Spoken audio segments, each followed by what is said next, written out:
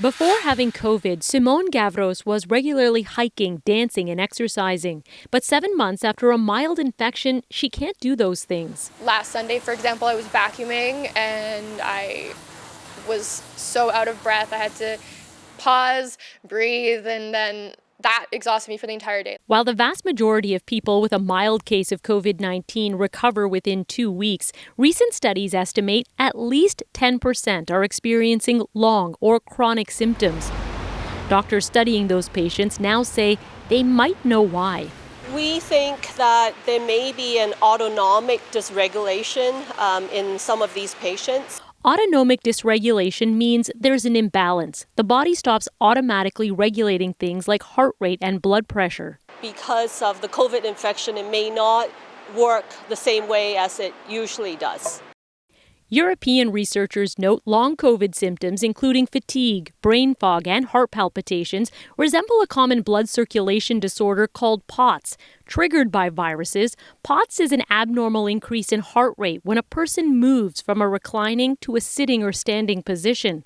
Gravity pulls their blood down to the lower half of their body, away from their heart and brain. POTS is treatable, but there's no cure.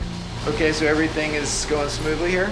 Doctors caution a lot of research about chronic COVID still needs to be done, but add it's taking a heavier than expected toll on otherwise healthy people. We're hoping that at least by a year out, some of these deficiencies will have resolved, but I don't think they'll all have resolved, unfortunately. I'm definitely scared that this is going to be a forever thing, and I guess only time will tell. Gavros hopes her body is just recovering, but thousands of Canadians could find themselves in the same situation. Christine Birak, CBC News, Aurora, Ontario.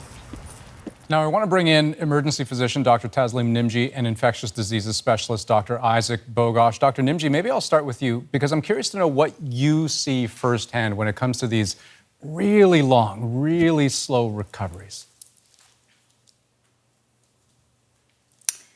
So we don't see a whole lot of them in the emergency department, and I think that's primarily because they're seeking care either through their primary care providers or through specialists. I think the respirologists, rheumatologists, and other subspecialty doctors are going to be telling us more and more over time. But when we do see these people in the emergency department, their primary sort of symptoms that they're endorsing is prolonged shortness of breath or decreased exercise capacity. So getting short of breath with, otherwise sort of regular activities where they would not have been short of breath, really a lot of fatigue.